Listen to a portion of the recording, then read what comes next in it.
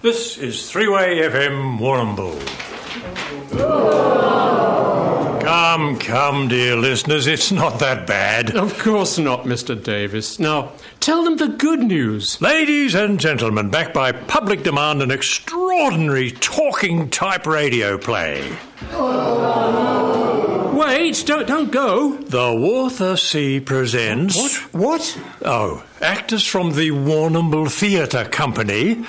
And the Tin Shed Singers...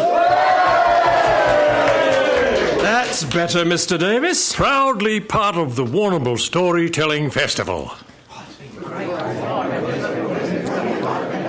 Quiet! We're going to have to keep them under control. Oh, good luck with that. So what are they all doing for us? What shall we do with a drunken sailor? What shall we do with a drunken sailor? What shall The man whose mother was a pirate, heavily adapted for the airwaves from a book by Margaret May. A rather cheap production, but then some people will buy that sort of thing. Quiet! You can stop that now.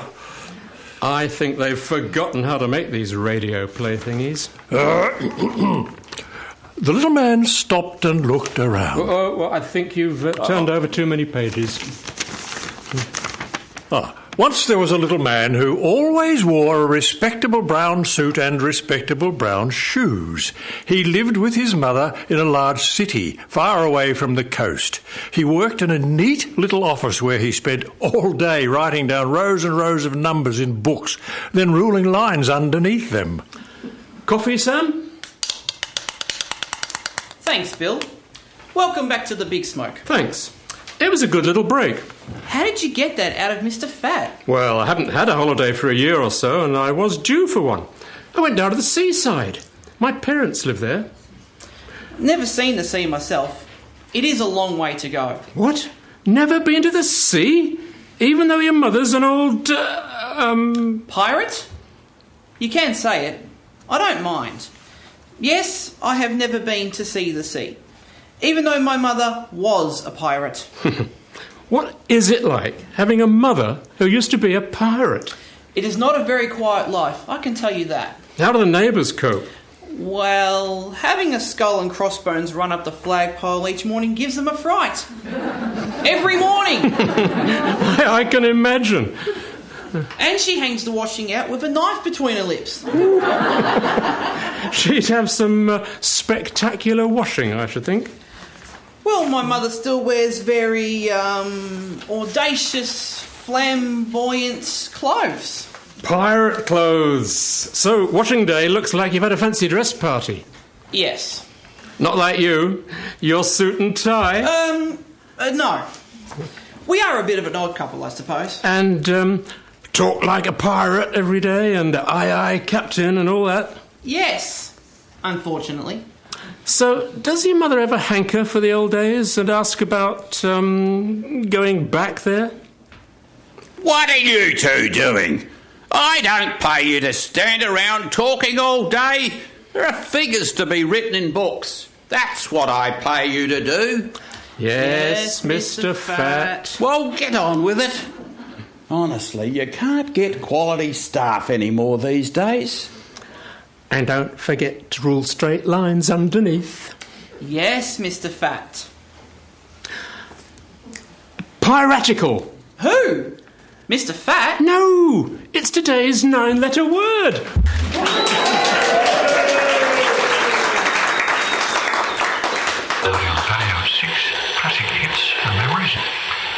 Sam, can you turn that infernal noise off now? Brendan Samuel. I've heard the shipping report.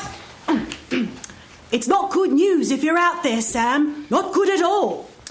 There you are, Mother. Sausages, mushrooms, baked beans, tomato, chips, and free fried eggs. Toast on the side, and a strong black coffee with 5 spoons of sugar. Thank you, Sam. Looks delicious. No, shipmate. What? Shipmate? Yes, Mother. Something maritime on your mind? I want to see the sea again. Oh, yes, Mother. I want to fire my old silver pistol and see the waves jump with surprise. You're serious, aren't you, Mother? Course I am, shipmate. Never been more determined in my life. But, Mother... Yes, Sam, what is it? What's bothering you? Oh, Mother. We haven't a car. I suppose not. Or a bicycle. Haven't we? Or even a horse. No, I didn't think so. And we have no money either. Haven't we? Well, what have we got? All we have is a wheelbarrow and a kite. Is that all? Yes. So I'm afraid we won't... Well, we'll have to make do with what we have. But, Mother... I'm going to load my pistol and polish my cutlass. If you say so, Mother. Yes, I do say so. Very well then, Mother. Have a good day. I'll see you after work. Come in. What is it, Smith? I'm reading the paper. Sorry, Mr. Fat. And having my morning tea. Already? What is it then? Come on, spit it out, man. Have you run out of numbers? No, Mr. Fat. Please, Mr. Fat. Please may I have 2 weeks' holiday? What? Please may I have 2 weeks' holiday to take my mother to the seaside? I don't go to the seaside. Don't you, Mr. Fat? No. So why should you? It's for my mother, Mr. Fat. What's she got to do with it? Well, you see, she used to be a pirate. Oh. Well, that's different then. Does that make it different? Yes, of course it does. You can take your pirate mother to the seaside. Thank you, Mr. Fat. But make sure you're back in 2 weeks. Yes, Mr. Fat. Or I'll buy a computer. Yes, Mr. Fat. And make sure you finish your figures before you go. Thank you, Mr. Fat. And shut the door as you go out. Well, fancy that. Sam Smith, son of a pirate. I'd never have guessed that. Would you, Polly? Face to the right, face to the right. You know, Polly, that's something I always wanted to be. A pirate? I think I'll put my pirate hat on for a while and light my old black pipe.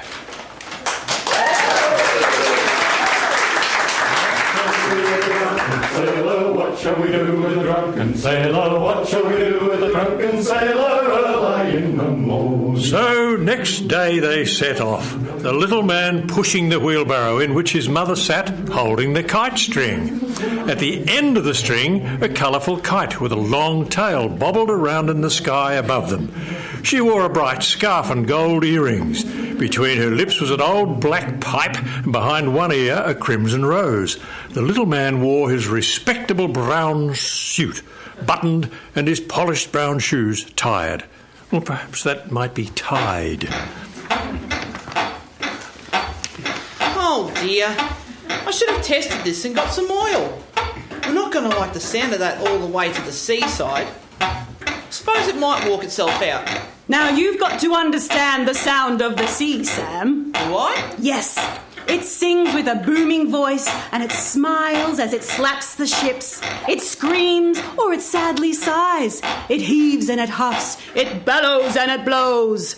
There are many voices in the sea, and a lot of hearsay too. Where are the great whales sailing? Is the ice moving in Hudson Bay? What's the weather in Tierra del Fuego? Yes, the sea knows all the answers to a lot of questions, and one wave tells another, passes them on from shore to shore across the oceans. Oh, yes, Mother. You can never understand the sea, Sam. You can't? No, I don't think you can. Well, thank you for clearing that up for me, Mother. Jeez, these shoes hurt. They seem rather tight.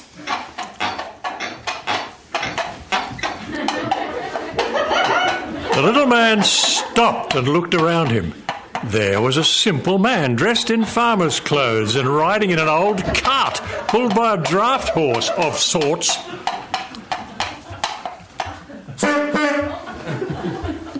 Well, begorra, little man. Would you have a licence to be pushing that barrow on the road then? No, I guess I don't.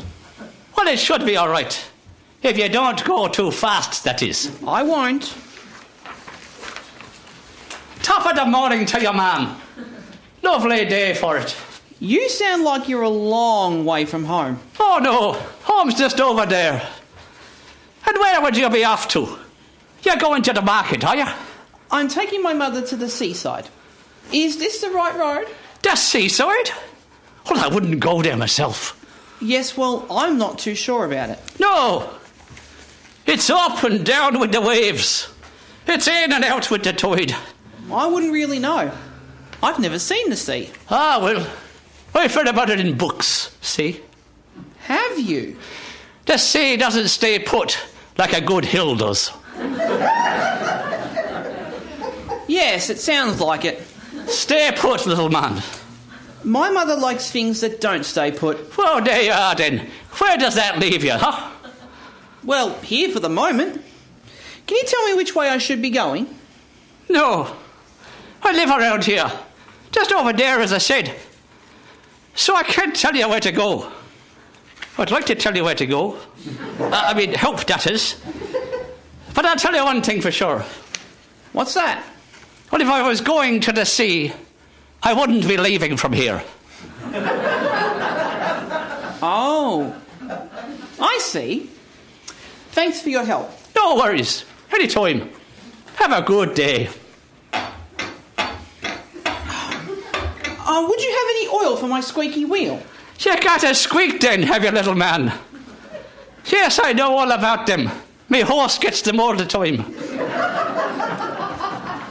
So I carry some oil, see. Here you go then. Thank you. There you are. Oh, that's all right, you keep it. You've got a long way to go. You don't want to be travelling with a squeak. No. A good day to you all. I'll get out of your way.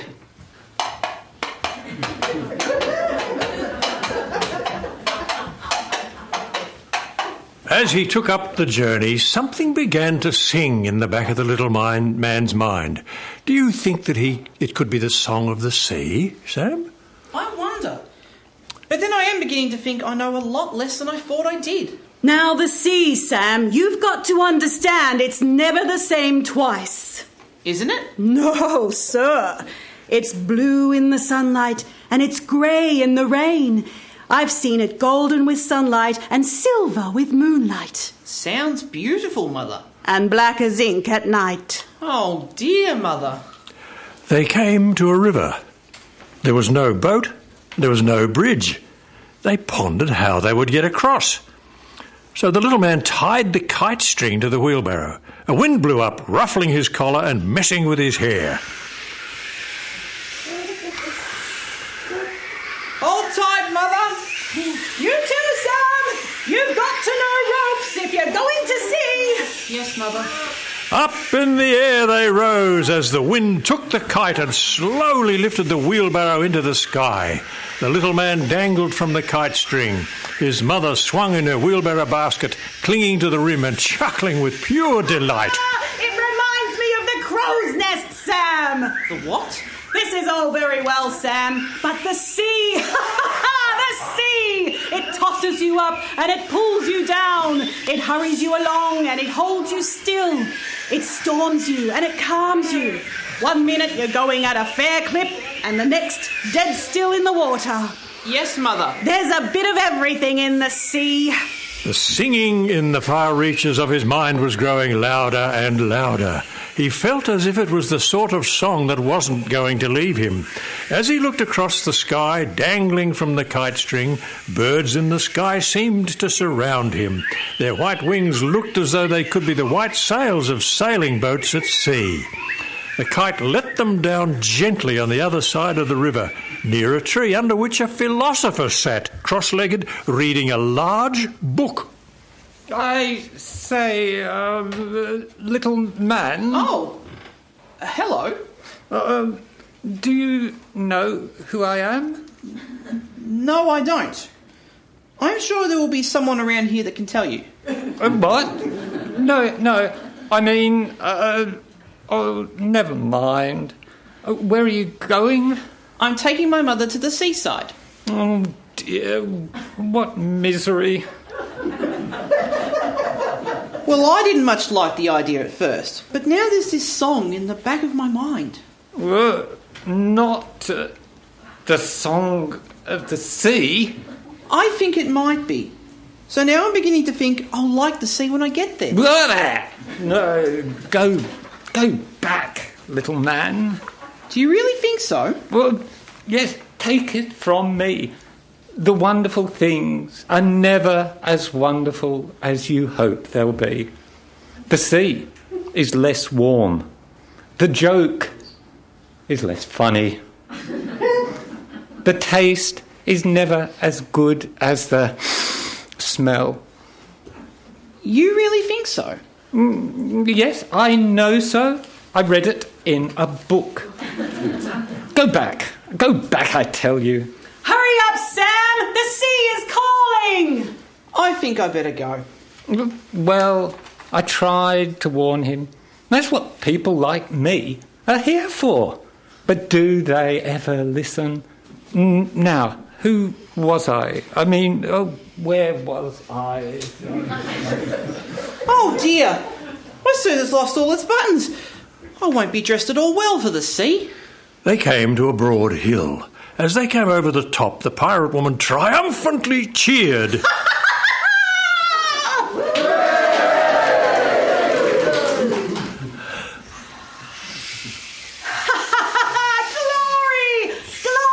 There's the salt! Suddenly, there was the sea. The little man could only stare. His mother bounced out of the wheelbarrow, dropped the kite string, and waving her cutlass excitedly in the air as if greeting an old friend. The little man stood transfixed. He hadn't dreamed of the bigness of it. He hadn't dreamed of the blueness of it. He hadn't thought it would roll like drums, swishing itself onto the shore.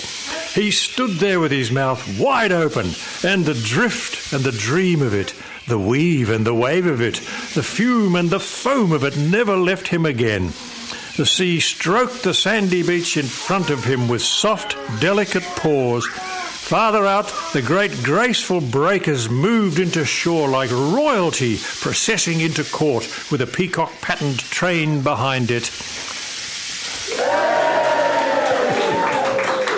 The little man and his mother danced happily up and down the beach. The little man's clothes were now free and blowing in the wind. He tossed off his shoes and socks. He rolled up his trousers as if he'd been doing so all his life. A rosy sea captain walked up the beach towards them. Ah, well, here be a likely couple. They certainly hear the song of the sea. They'll want to be part of it, I'm sure. Ahoy, me hearties! You look like you'd be ready to go to sea. Will you be my bosun, madam? And you, little man, you can be my cabin boy. Thank you, sir. What? You say, aye, aye, captain. Aye, aye, Captain. That's better, shipmate. Aye, aye, Captain. Now, that sounds like you've been saying that all your life. Well, I guess I have, in a way. Come aboard, me hearties. My boat's yonder. I'll take you to my ship. We sail at sunset. This is more like it. Hey, Sam! Yes, Mother.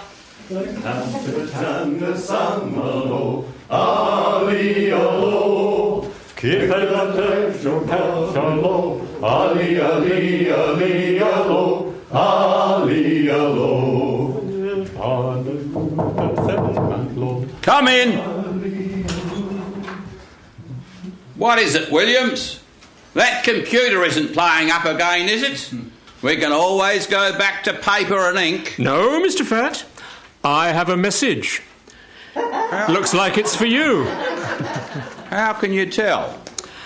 It has that look about it. Oh, it's in a green bottle. How interesting.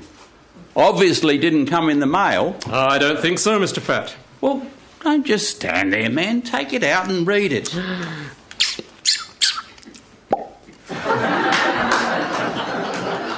It's from Sam Smith, Mr. Fat. Him?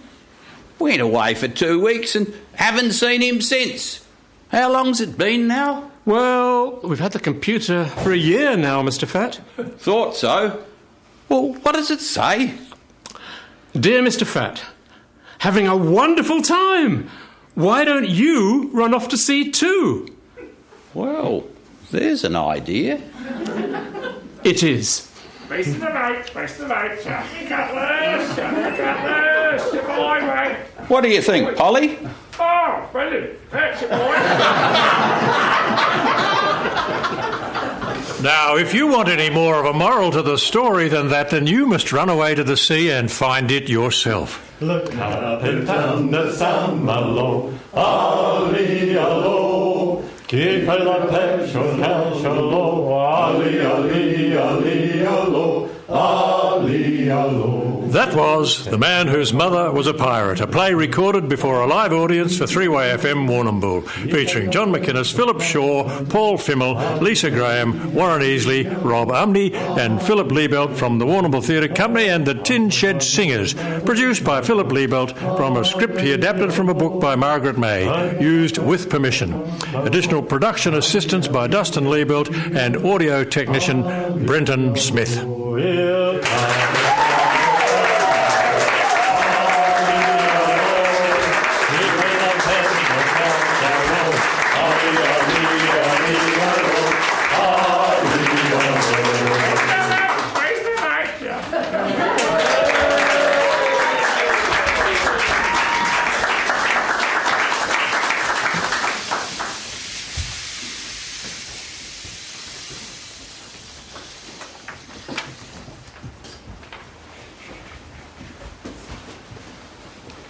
We now have a word from our sponsors for this afternoon, and with a very special hello to a special guest who's listening to us on air. This is for Mr. Robert Rowley, who unfortunately has had a quick call to the emergency department, but is listening to us live on radio. Robert, this is a special one for you.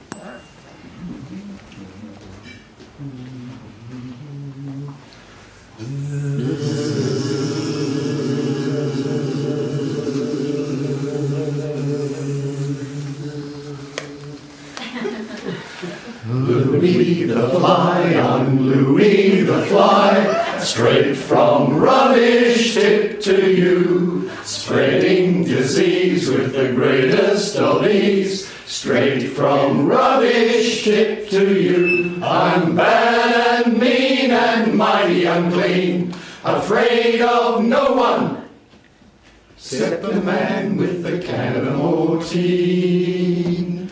Hate that word Mortine.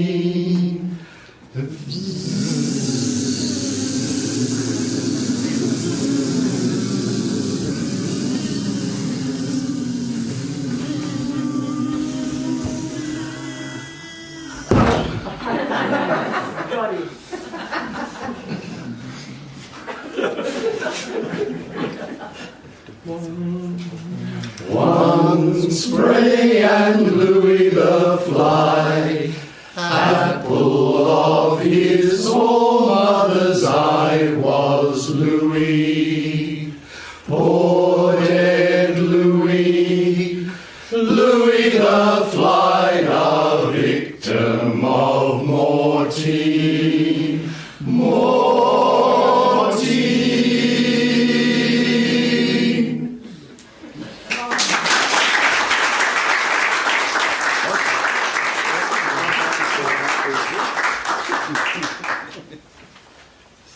I'd now like to tell you a story called The Unluckiest Man in the World.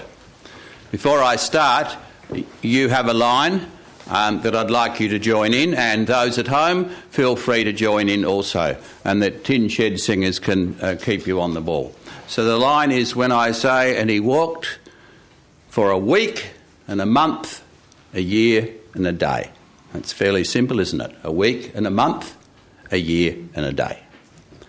Once upon a time, there lived a little man who was a miserable sort of man. All through his life, everything seemed to go wrong. In fact, he kept a record of all the things that had gone wrong all through his life. And now he lived alone. He'd never found a wife. His roof leaked. the weeds grew in his garden, and he began to think that he must be the unluckiest man in the world. In fact, if anyone asked him who he was, he used to say, "I'm the unluckiest man in the world." And he was quite proud of it too. So he got to thinking, I wonder why I am so unlucky. So he decided to walk to the end of the world and ask the Creator why he was so unlucky. And so he set out, and he walked for a week and a month and a year and a day. And he came to a plain, and on the plain around the edges there were wolves gathering for the evening hunt. And so he made his way around the edge of the plain and found a cave to stay for the night. And as his eyes were adjusting to the dark, he suddenly saw two eyes looking at him through the dark. There was a wolf in the cave with him. But it was a miserable-looking specimen. His ribs stuck out. His fur was all matted. One ear was up and one ear was down. And the wolf spoke to him.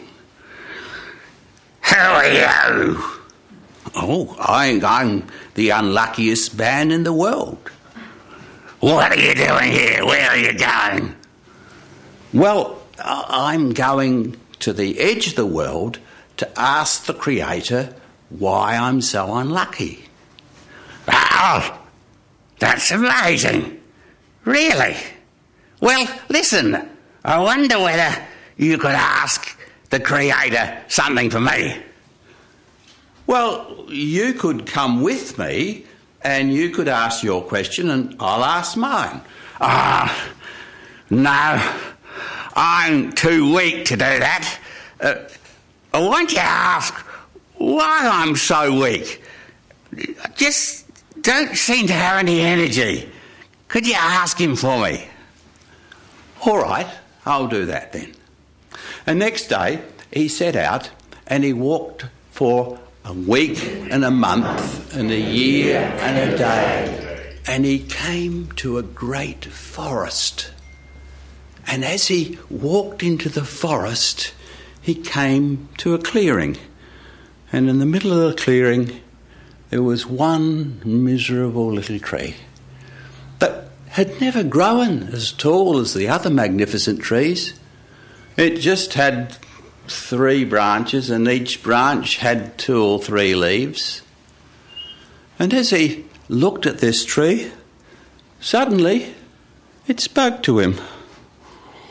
"Hello there. Who are you?" "Oh, I'm the unluckiest man in the world." "Where are you going?" "Well, I'm going to the edge of the world to ask the Creator why I'm so unlucky."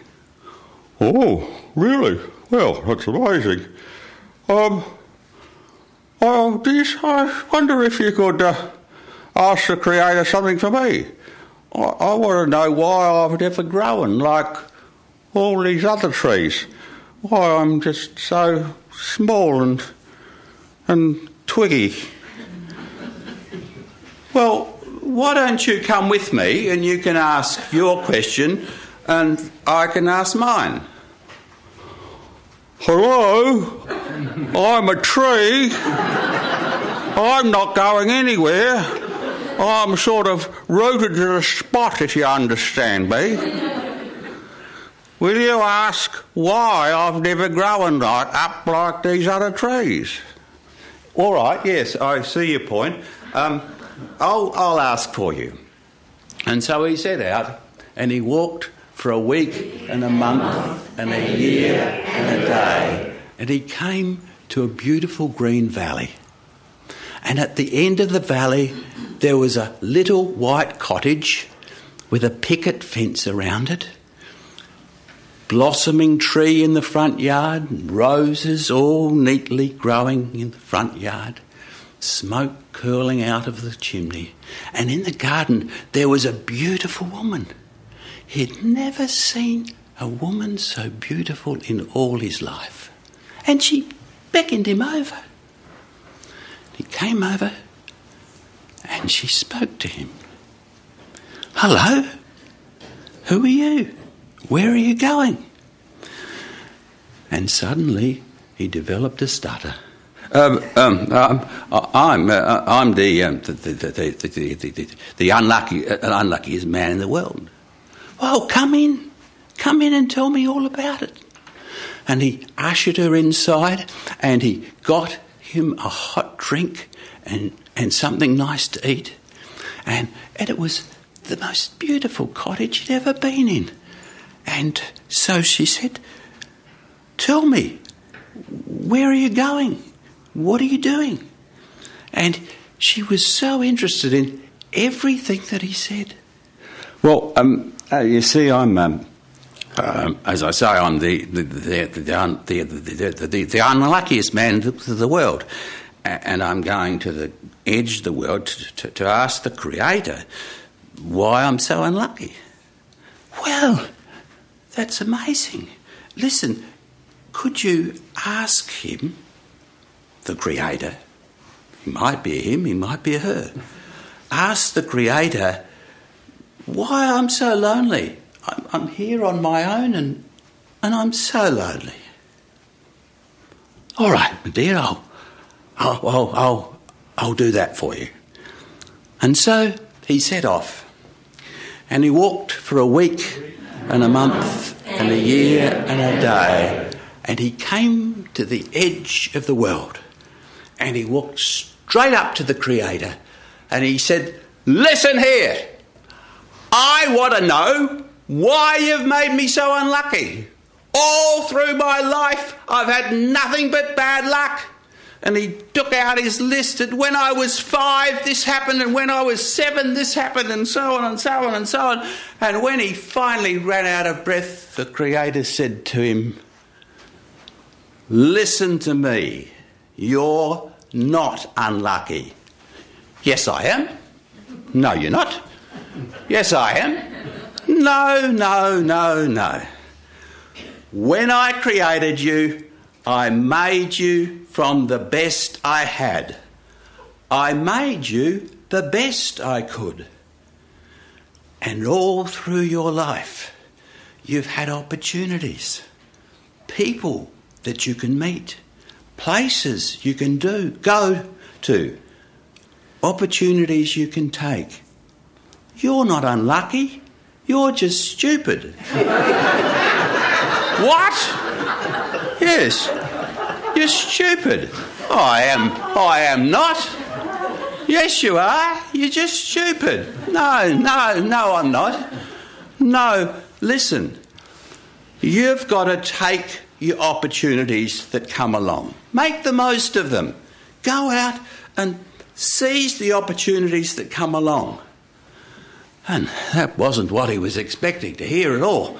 And he staggered away. Creator called him back. "Hey, wait a minute. Didn't you have to ask for some other people?" Oh, yes. And Creator, the Creator, it depends on who my audience is, and I don't know who my audience is, so it's the Creator today, so we're being politically correct.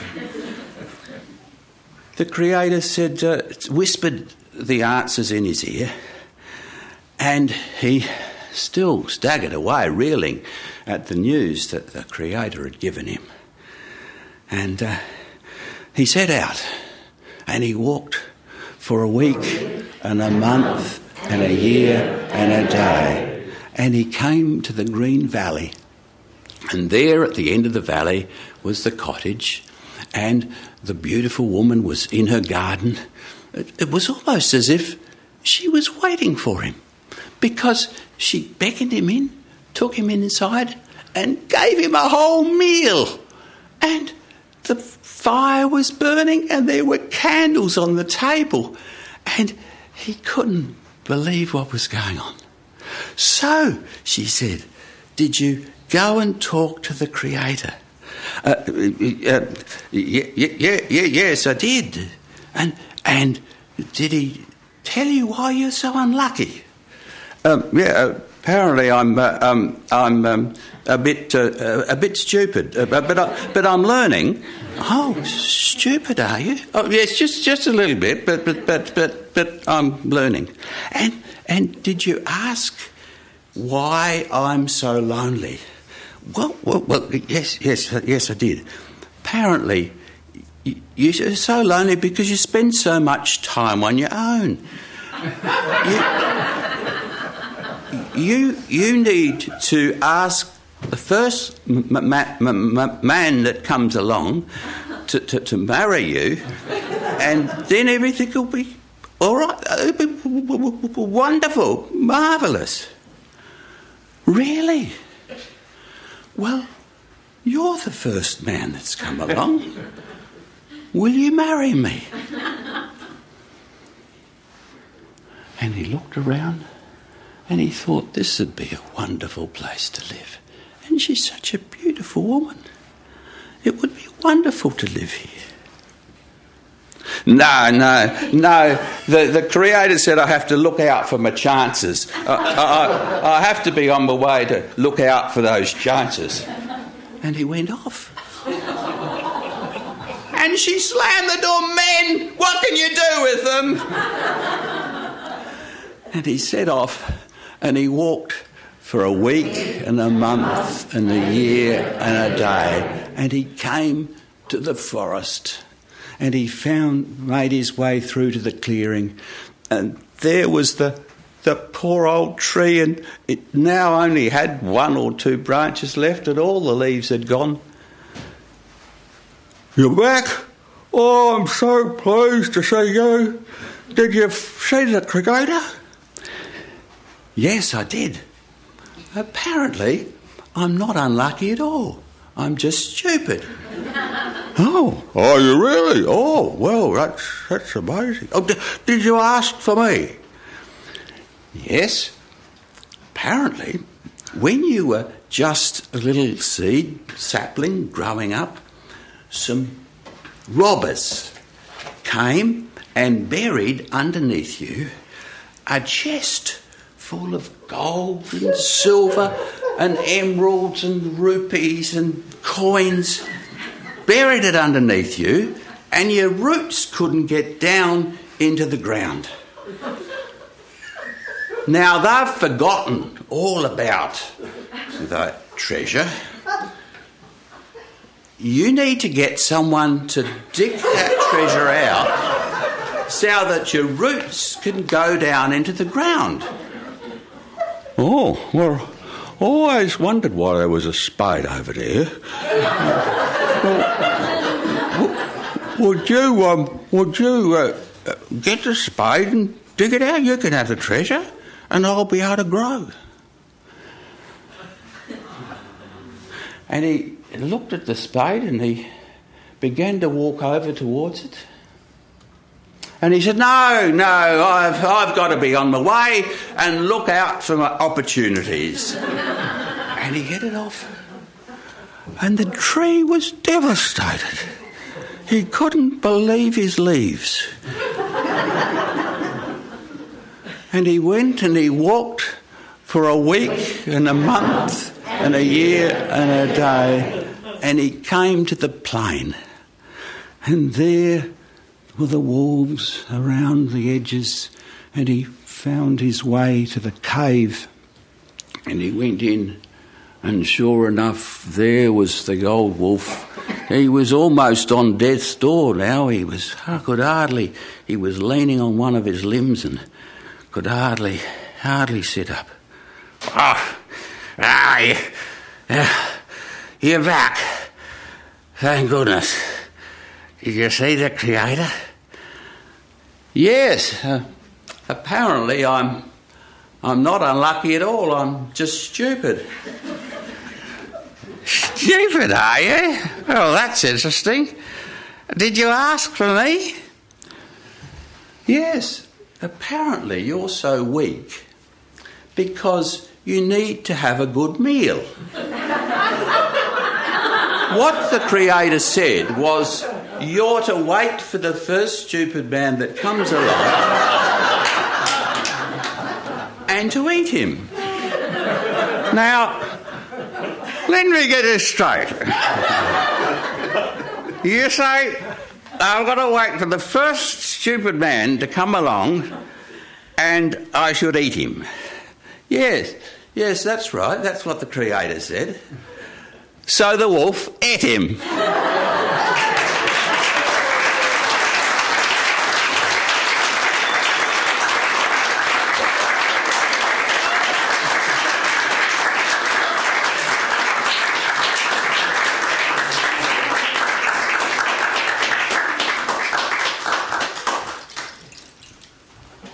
Quick, John, all the silence on the radio. We're waiting for you.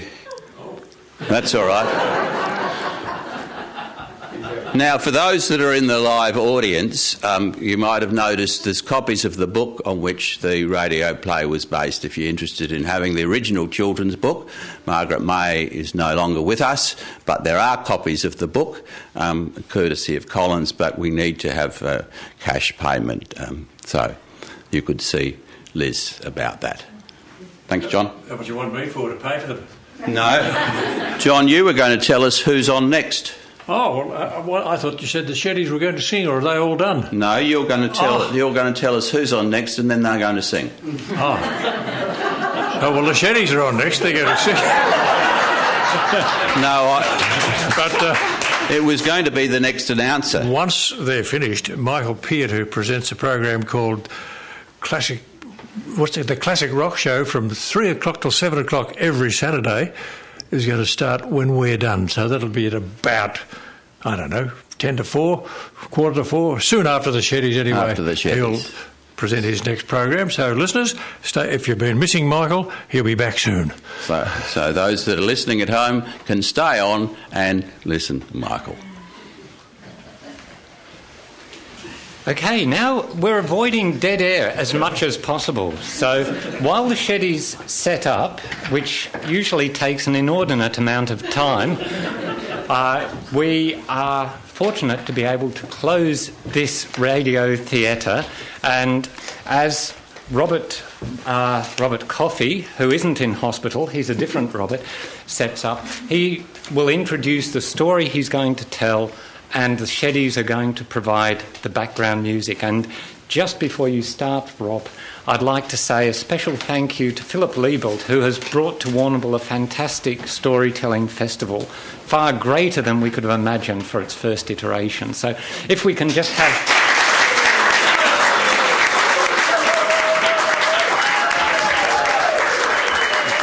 Thank you, Philip. And now I'm just going to lower this microphone. No, I'm not, Robert. Your voice was going to carry up to there anyway. That will be fine. The Sheddies, we've chosen a story that includes song. It's called Peter Kagan and the Wind. It's said that seals have the ability to take on human form. The seal people, perhaps some of you might know them as silkies.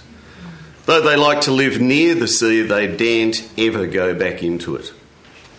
Otherwise, they immediately revert to their original form and they lose the ability ever to take on human form again.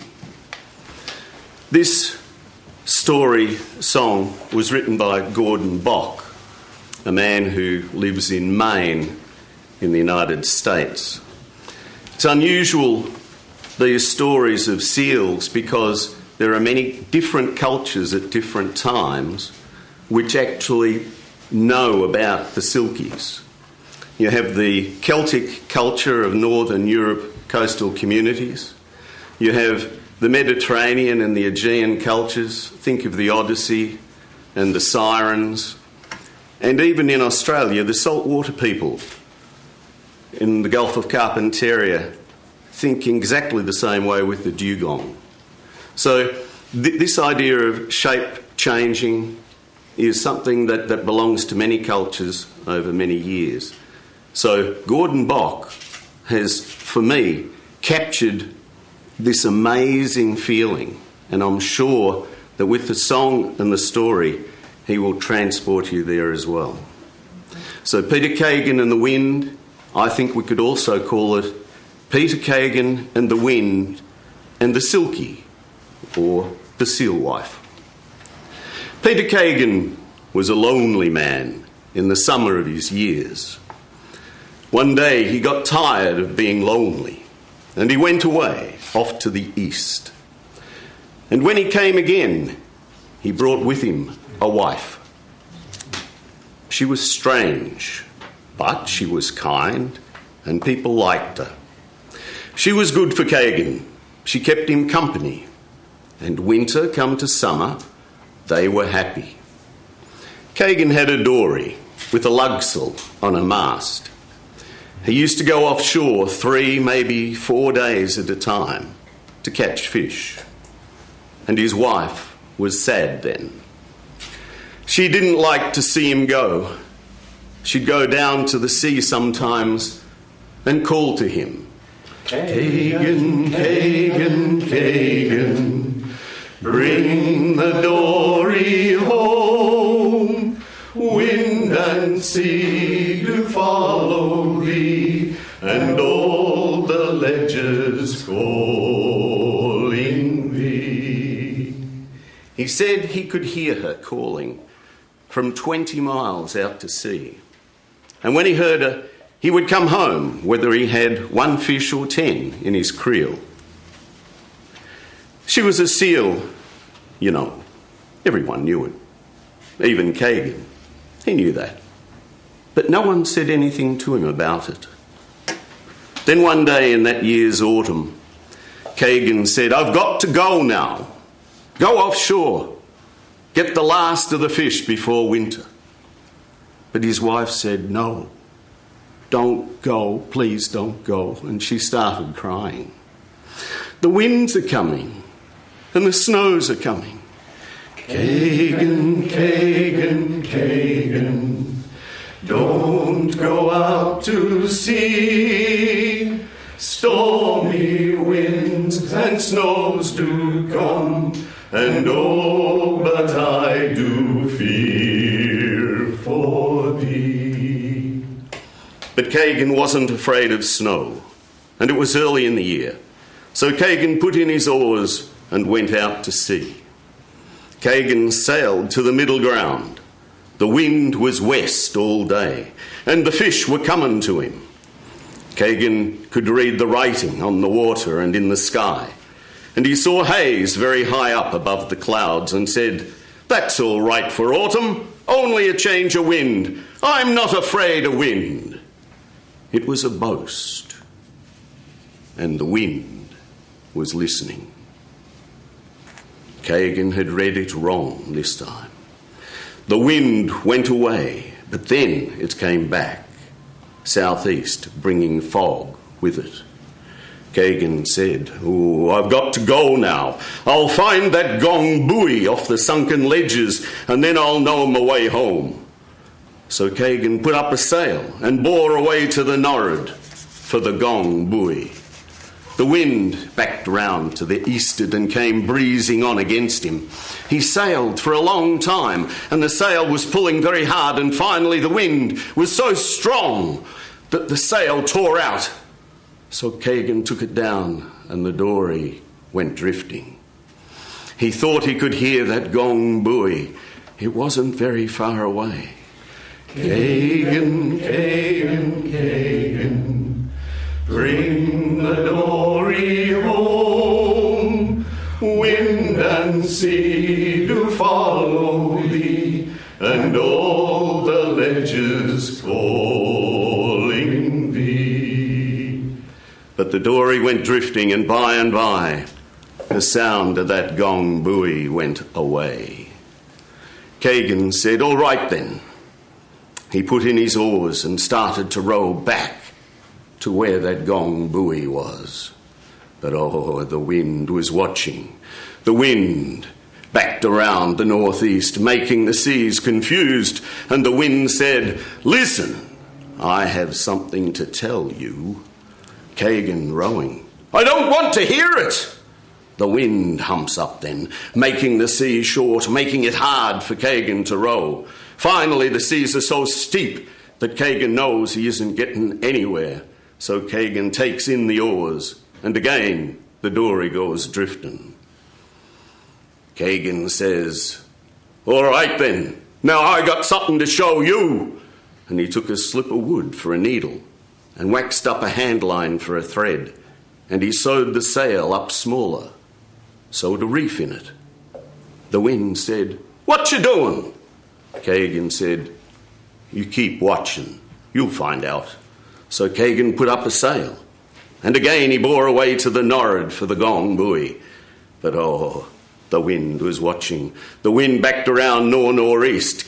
Kagan can't hold his course now. Kagan said, "All right then," and he brought the boat about, and now he's steering eastward. "Are you heading out to sea, Kagan?" "Oh, I'm not afraid of water. I'll bring this boat about when I can fetch that gong buoy. I'll veer on you, I'll go east." "Oh, you do that, and I'll tack. I can hold my course. Well, I'll veer again, and I shall keep tacking. I'll keep running afore you, you know that. I can keep ahead of you." "You may be smarter than me, Kagan, but I'm stronger." And the wind grew bigger then, and the wind blew harder, and finally the wind was so strong that the sail said, "I can't make it, Kagan." And Kagan said, "I know that, and I thank you." So Kagan took down the sail, and the dory went a-drifting. Kagan took the sail off the yard and put it about him. "Sail, can you keep me warm?" And the wind said, "The sail can't keep you warm, Kagan." The wind snatched off north by east. "I'll freeze you." "I'm not afraid of cold." But Kagan was afraid. He didn't know what to do. And oh, the wind is working him over now. The wind brings ice and snow, and the wind blows long, long and black. Kagan says, "I'm dying. Sail, keep me warm." And the sail said, "I can't do it, Kagan." Kagan dying, the wind blowing ever colder. "Kagan, Kagan, Kagan, turn ye now to me. Turn your back unto the wind, and all the weary windy sea. Kagan, Kagan, Kagan, lay ye down to sleep, for I do come to comfort thee, all and thy dear body keep." So Kagan lay on the bottom of the boat, and he tried not to be afraid of the dying, and he dreamed of his wife. He dreamed she was coming to him, and he heard a long calling down the wind, and he raised himself up, and he saw her coming down the smoke and storm and sea she came, and over the rail of the dory she came, laughing into his arms. And all through the night and in the storm they did lay, and the wind went away, and the storm went away. And in the morning they found him, asleep, with a sail wrapped round him, and there was a seal lying there with him, curled over him like a blanket, and the snow was upon the seal's back. Kagan, Kagan, Kagan, bring the dory home, wind and sea to follow thee, and all the ledges calling thee. That's your story.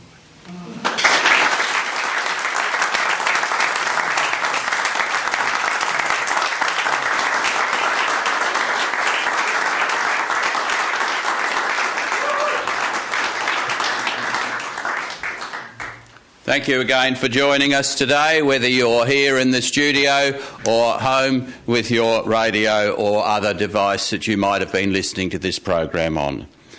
Just to mention the last events of the festival. Tomorrow afternoon, open mic festival close, so it's open at the beginning and closed at the end. Will take place at 3 p.m.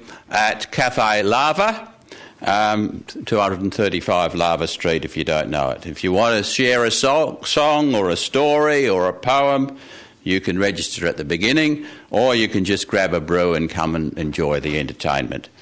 Our special guest will be Eureka Smith, who's going to fill in some of the gaps and do some performance around his songs and stories of Ned Kelly. And then at 5 o'clock, the Dirty Angel Comedy presents Aidan Jones's show, Taco, direct from the Melbourne International Comedy Festival at Mozart Hall on 2 Gillis Street. Now, I'm not sure what tickets are left. A number of events like today have been sold out. So jump on the Dirty Angel website and see if there might be a seat available for you. Also, you still have time to visit our sketchbooking exhibition at Gateway Plaza and the story windows at Gateway Plaza and in the CBD. There's a map on the Facebook page or the community notice board. So thank you for the support of the Storytelling Festival. I recognise some faces. I know a number of you have been to several of the events and we really appreciate your support. Check out our Facebook page where you can see photos of many of the events that we've had. For now, it's goodbye from me and it's goodbye from them.